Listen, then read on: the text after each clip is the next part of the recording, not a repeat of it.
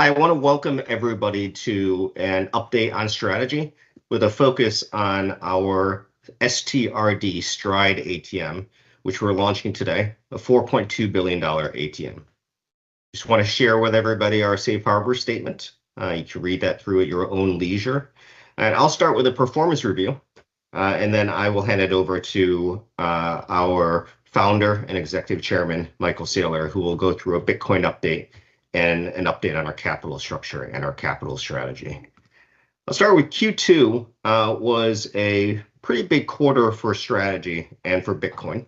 It began with in early May, Strategy World and Bitcoin for Corporations, which really marked the launch of a rapid increase in the number of companies that have started to adopt a Bitcoin treasury like strategy.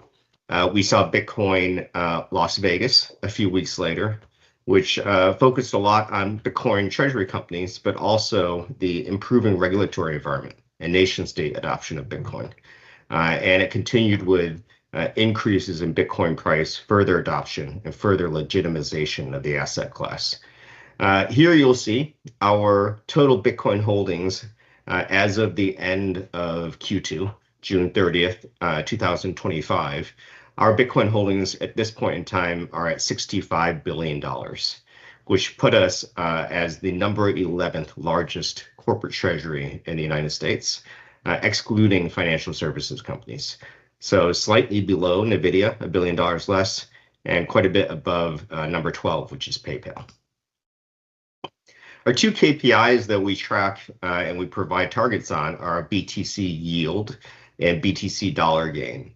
And you'll see we're well underway towards our annual targets that we reset in April of this year. So our target for BTC yield is 25%, and we're at effectively 80% of that halfway through the year at 19.7% BTC yield. And the BTC dollar gain is an even more important metric for a company of our size. Annual target of $15 billion US dollars, and we're at about 2/3 of the way through that halfway through the year with a BTC dollar gain of $9.6 billion. A topic of big discussion or significant discussion about strategy is our adoption of a new accounting standard from FASB that allows us to mark our Bitcoin holdings to market. And what you see, the effect of that at the end of Q2 2025 is a $13.4 billion gain on our Bitcoin price changes of our holdings at the end of Q1 25, but also an additional $0.7 billion gain on the Bitcoin that we purchased during the quarter. So effectively a $14.1 billion unrealized gain for the company, which when we publish our earnings later this quarter, will be a $14.1 billion, give or take some changes associated with that. Give or take some, it'll be effectively a $14 billion operating income for the company, which will, to give you perspective, rank us amongst the top 10 companies in the world in terms of operating income for public companies.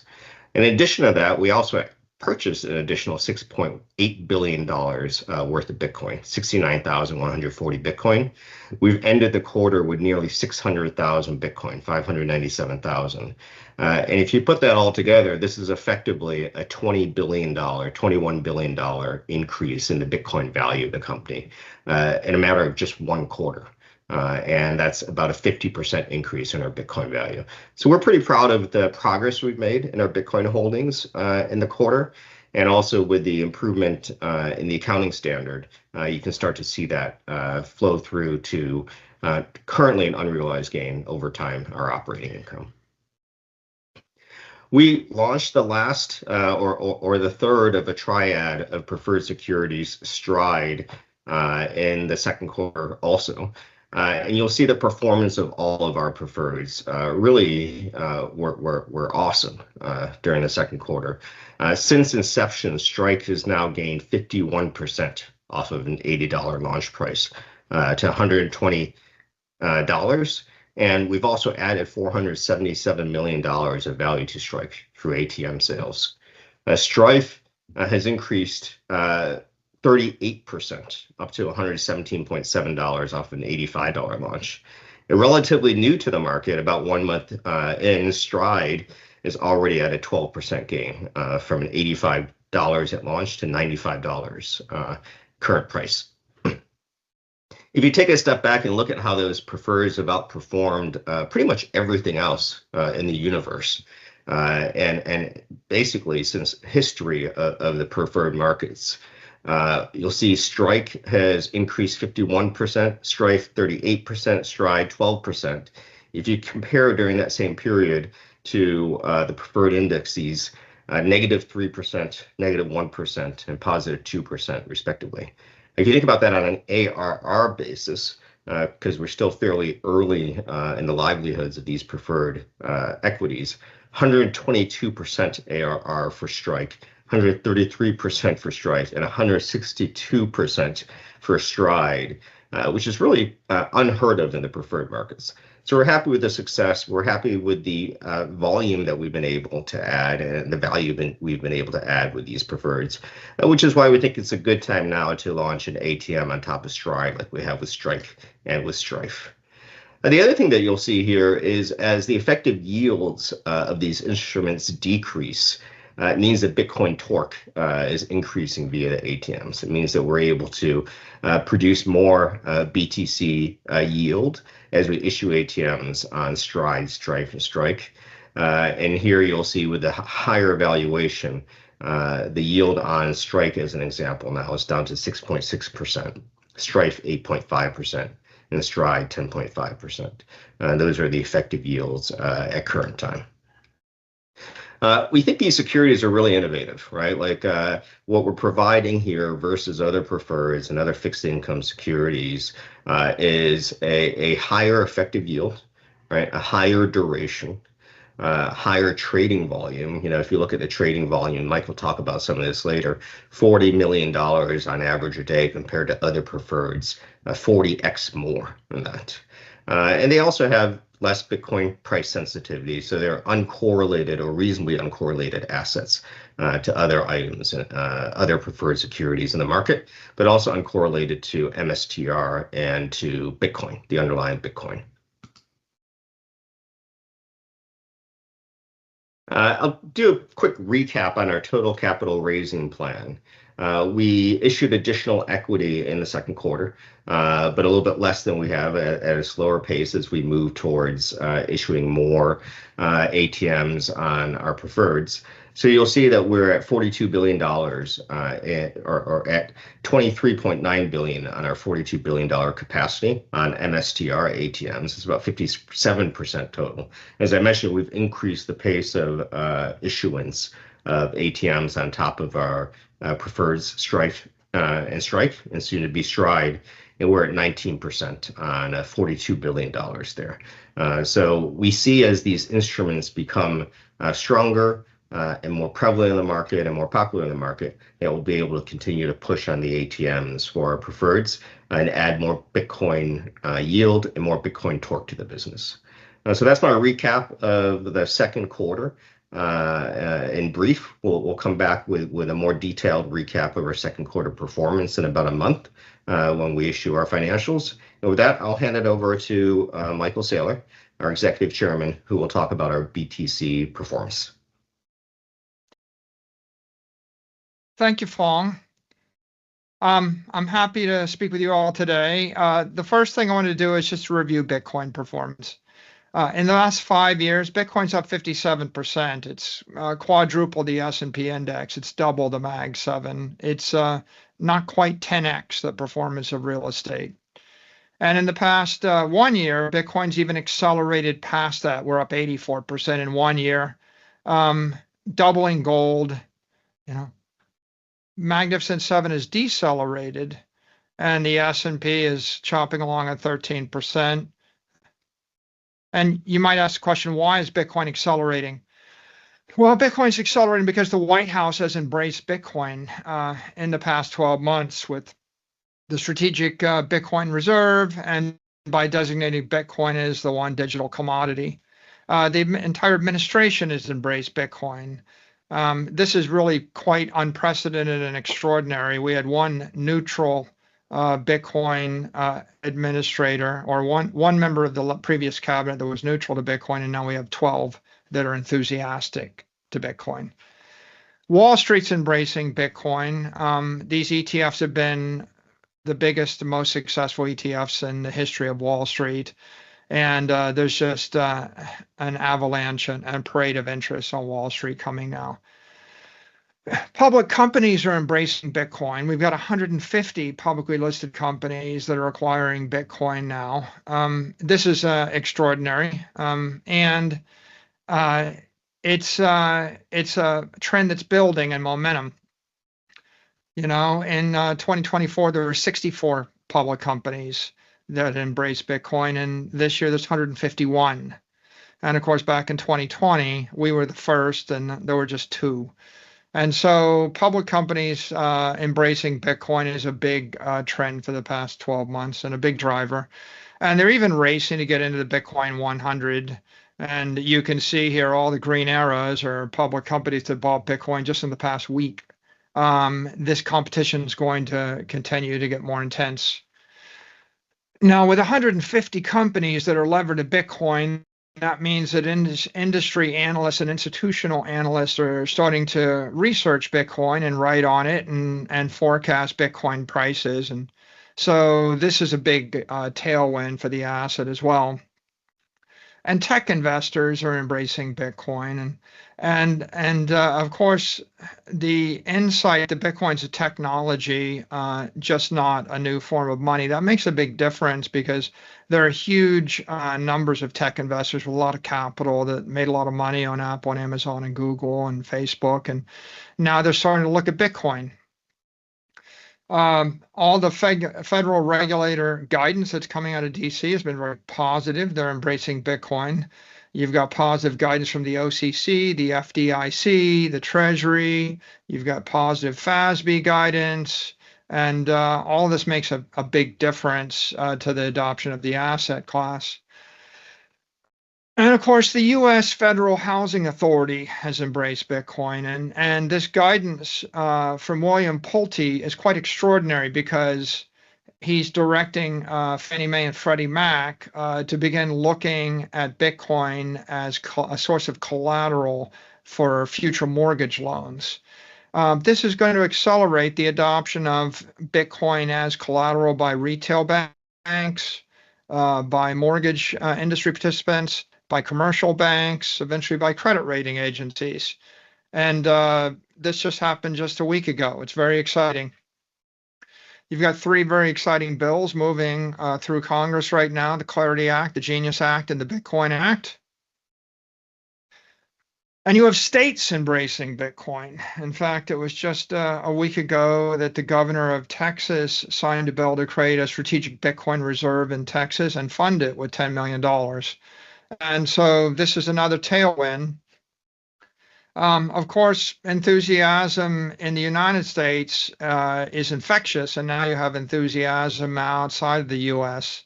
So you see very positive Bitcoin guidance from Bhutan, from Pakistan, from members of the opposition, people running for office in Ireland, in the UK. Nigel Farage is declaring he wants to put Bitcoin on the Bank of England's balance sheet. And so this is important. And of course, since the November 5th elections, the entire crypto industry has coalesced behind Bitcoin and embraced Bitcoin. Bitcoin is emerging as the foundation of the crypto economy. And this is a very powerful evolution in the entire industry. And so with that, I'd like to talk about our preferred equity strategy. We're here to discuss STRD primarily because we're creating an ATM for STRD and launching it today. But what is STRD? Well, STRD is long duration, high yield, over collateralized preferred stock.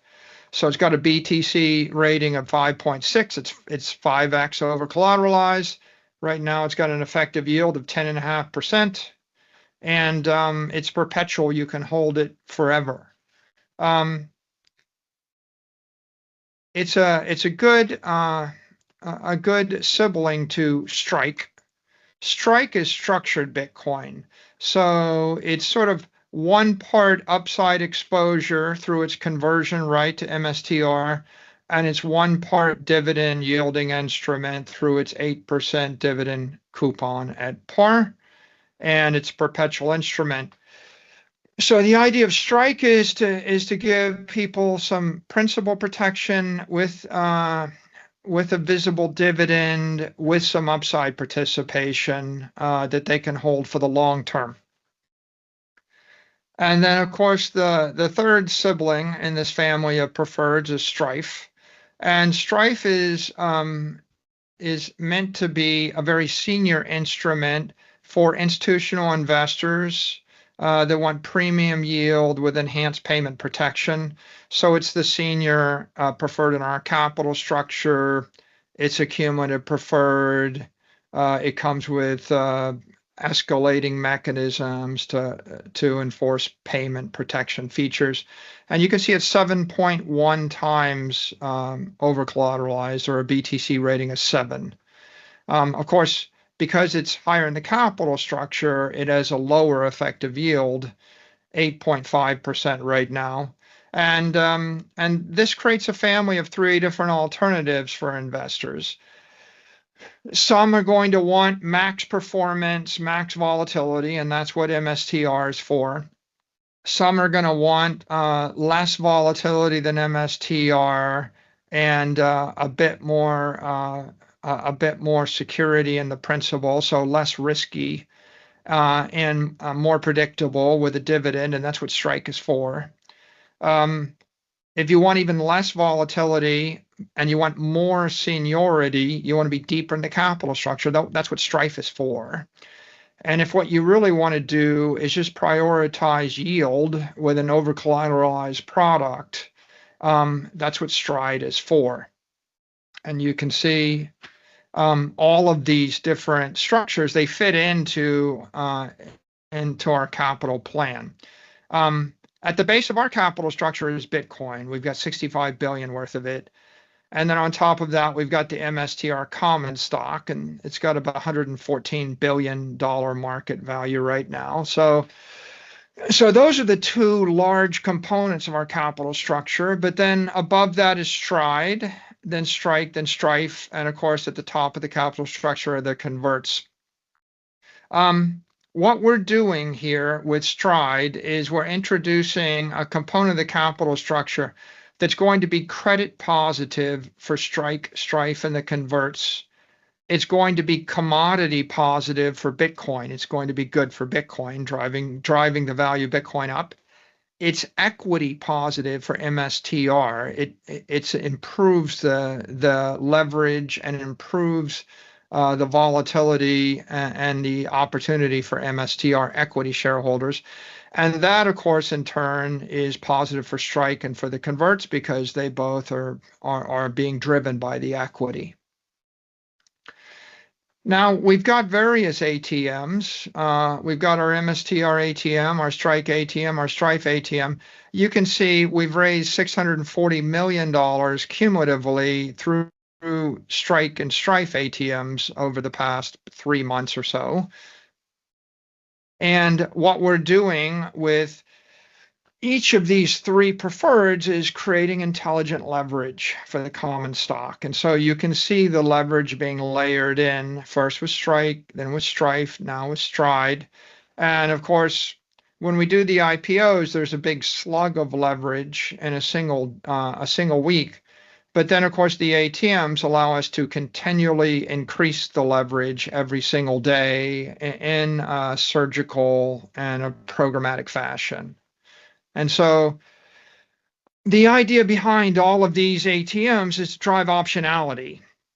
You know, some weeks there'll be huge demand for Strife, some weeks huge demand for Strike, some weeks huge demand for STRD, some weeks demand for MSTR.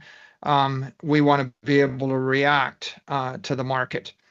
And those 4 different securities that we're able to sell via these ATM offerings, they constitute gears in our engine.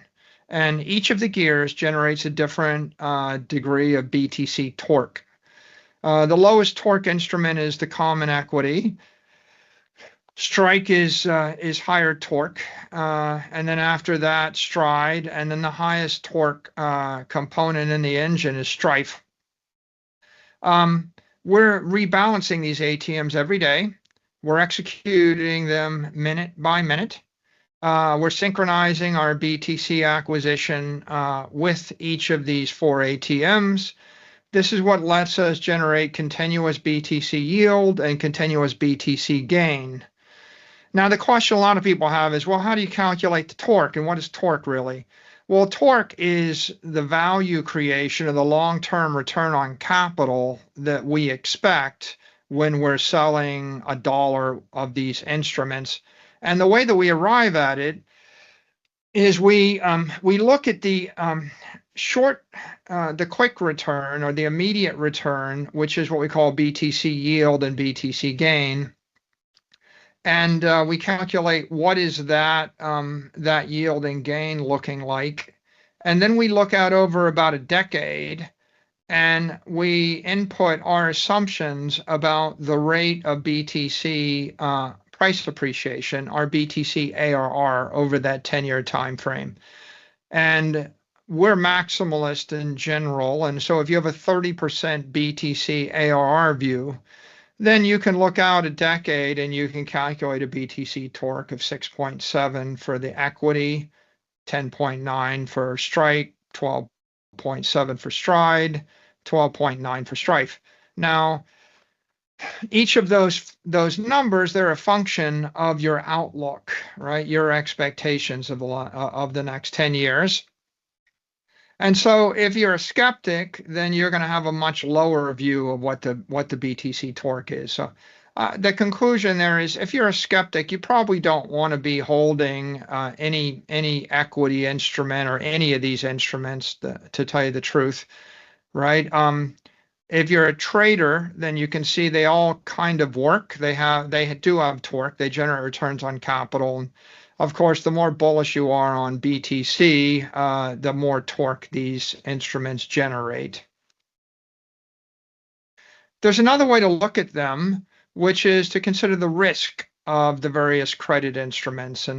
And so we've laid out the entire capital structure here. And we are actually able to calculate theoretical BTC risk and theoretical BTC credit spreads that make sense by starting with the price of Bitcoin. And then we input our expected volatility of Bitcoin over the next decade. And we can input our expected return of Bitcoin over the next decade.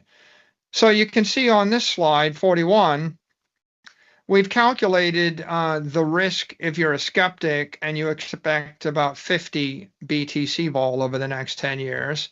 And then we've calculated the rational BTC credit spread, what we call BTC credit, that you would need as an investor to compensate you for the risk. And of course, out of that, you can compare that to the market credit spreads, and you can calculate a spread premium. And as you can see here, the preferreds are kind of rationally priced. The BTC credit is pretty close to the market credit, plus or minus 100 basis points, if you're a skeptic and you think Bitcoin will stay very volatile. The convertible bonds, on the other hand, they're actually underpriced. In fact, there are pretty large spread premiums. So what you can see is the convertible bonds, assume a very skeptical outlook for BTC. And if we were to go and change our outlook and, for example, crank in a 40 vol instead of a 50 volatility, you can see that the BTC credit model is pretty sensitive to volatility.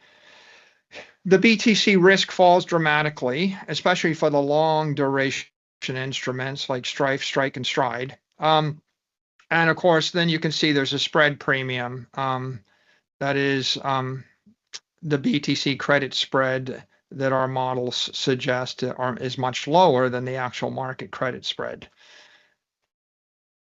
Now, of course, the model is also very sensitive to your outlook for BTC, as you would expect. If you're a maximalist and you expect BTC to appreciate 30% a year on average for the next 10 years, you can see that the BTC risk collapses for all these instruments, and then the BTC credit spread falls to single digit or double digit basis points. And then, of course, there are massive spread premiums for these.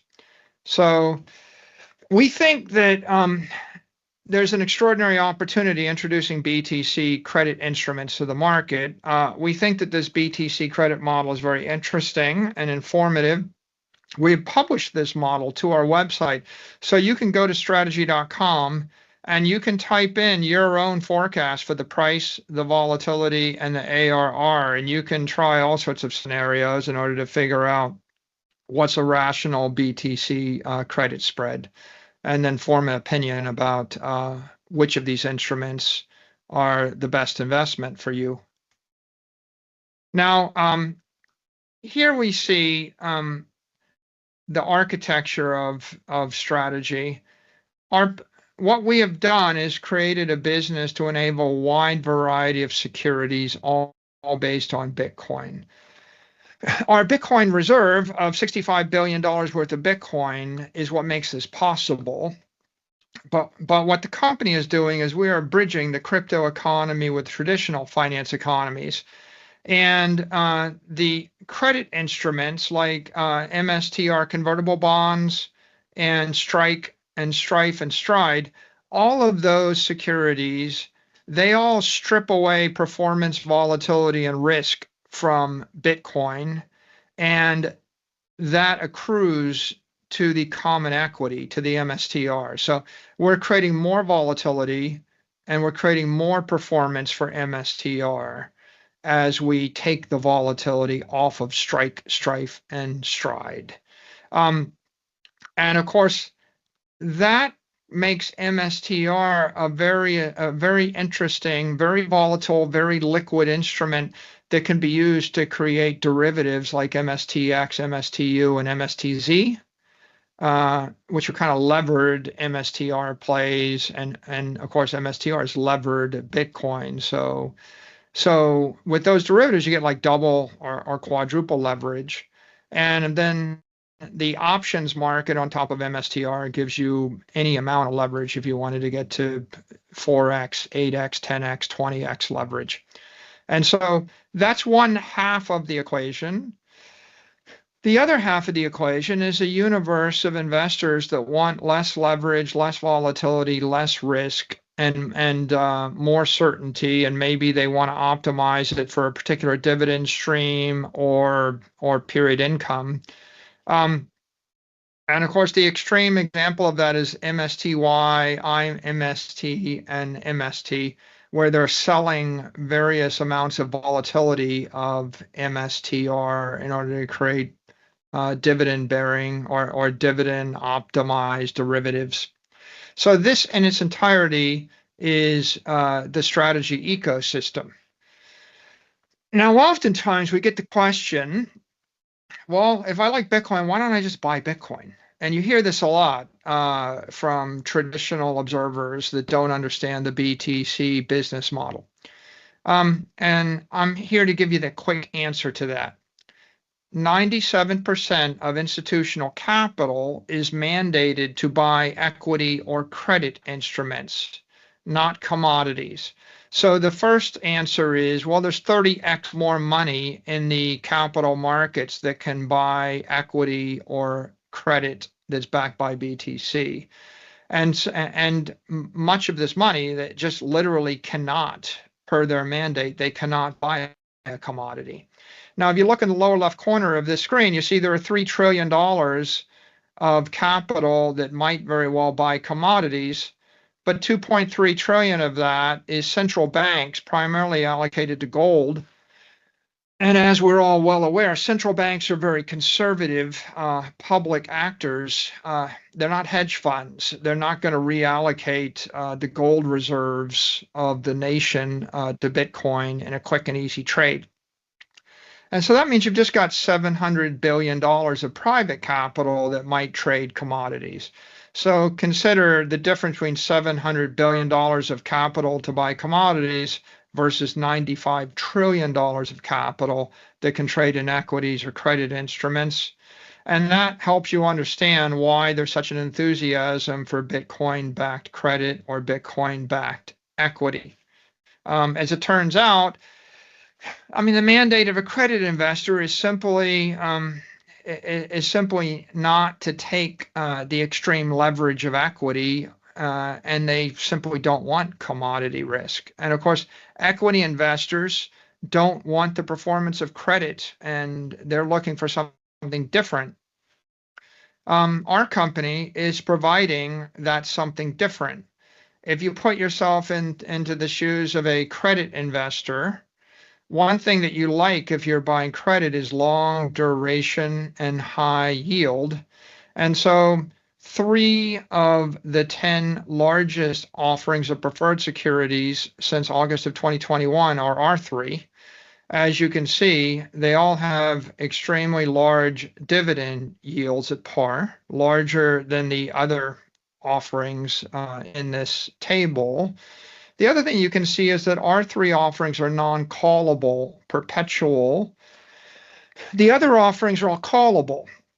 And so if you're a preferred investor or just a credit investor, the non-callable nature of the instrument is very special. It means that you don't have to worry about your dividend yielding instrument being called away from you just when you're getting very comfortable with it. This makes our preferreds unique and compelling. The 3 preferreds we put into the market, they offer superior yield and superior liquidity as well. So not just good yield, but if you look at the liquidity here on this table, you can see that in the first year that they're outstanding, these preferred instruments are 50 to 100x more liquid than the typical preferred stock. So if you're investing, you definitely want yield, but you want liquidity, you want duration, and you want collateralization as well. And this table shows how we perform on the liquidity axis. And of course, what we're also doing is offering superior yield and superior collateralization because our instruments are anywhere from 5 to 8x over collateralized. You see a large cluster of instruments that are 1 to 3x over collateralized here. And then, of course, you can see that we're offering superior yield and superior duration. In fact, we're, for each yield cohort, we're offering the longest duration option. So STRD is the longest duration of its competitors. Strife is the longest duration of its competitors. Strike is the longest duration of its competitors. This is very interesting and compelling. And we believe the reason we can do this is because we have Bitcoin as the underlying collateral. BTC-backed credit instruments are going to have a yield advantage, a duration advantage, a collateral advantage, and a liquidity advantage. And so on slide 50, what you can see is another view of the market. These are all the ETFs. And you can see they've all been packaged to be easily accessible by the typical investor, but their yields are all in the 6 to 7% range. And the durations, of high yielding instruments like the loan ETFs are very, very short. The high yield bonds are fairly short durations. The preferred equity are generally middling. And of course, they all come with fees. STRD, it's high yield, good liquidity, strong duration. It's more volatile than these other instruments, but we don't actually see that as a negative. In this case, it's more of a feature because the higher volatility makes it more interesting for traders, and it's going to actually increase interest in this preferred over time. Slide 51 shows the universe of comparable investment assets. And here you can see if you're a credit investor, you can either get yield or maybe you get collateralization and maybe you get liquidity. It's very difficult to get yield, duration, collateralization, and liquidity. You normally have to give up either 2 or 3 of these dimensions in order to get the fourth. So treasuries are very liquid, low yield.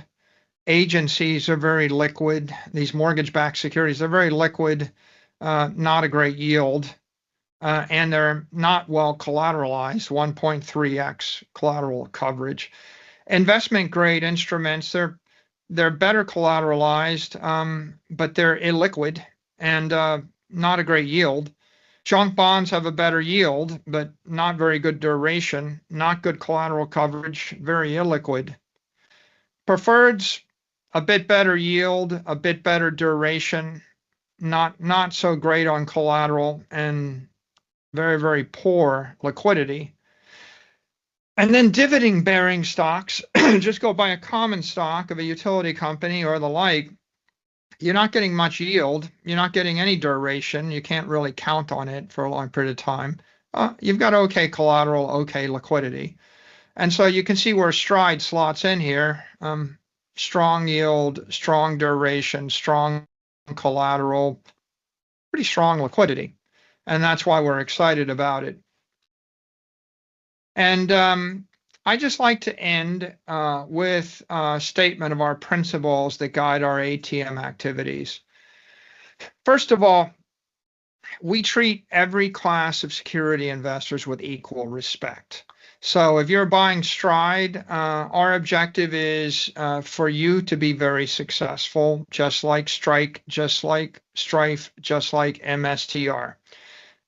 Each security, along with the ATM program, is tailored to meet the needs of a particular type of investor. We know that they're all different, managing a pool of capital with a very specific mandate and an objective. So we don't think we have one set of equity investors. We have 4 sets of security investors that we're managing and we're working to please at all times. We run the ATMs to enhance liquidity so that we support the entry and the exit from the investment.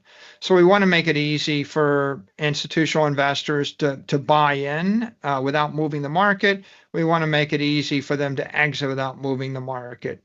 So our programs are designed to support the market function, but not pressure the market. We will sell into strength when the market's very strong and the price is appreciating. We'll sell to facilitate people entering into the security, but when the market's weak, we step aside. So if the market is dramatically moving in any particular direction, it's not us. Our programs are all designed so we don't move the market. We participate in the market. We accept the price. We're not trying to set the price. The execution is dynamic, and we're very responsive to real-time signals. We issue these ATM instruments with purpose, and we recalibrate them continuously. Literally resetting the parameters every day and executing on the program every second. Our activity is guided by investor demand and by the market depth and by the strategic alignment. And we understand that it's very important that every security investor have a good experience and achieve what they're expecting. And the goal is to create long-term value for all the stakeholders through thoughtful execution. We're working the ATMs to support the entire capital stack, and we're intelligently acquiring the Bitcoin with disciplined market engagement. We actually don't think there's a trade-off. We actually think that if we manage all four of these independently and responsibly, then we will maximize the demand for all four securities, and we will maximize the price of all four securities, and we will maximize the performance of all four securities. It's not a zero-sum game. They're all complementary and reflexive and synergistic with each other. If the STRD instrument performs well, there's going to be massive demand for more STRD. We're not competing with the other three in our capital structure. What we're doing is creating the world's best instrument for STRD type investors, and we expect they're going to sell the other preferreds, they're going to sell the other credit instruments, they're going to reallocate more capital to STRD.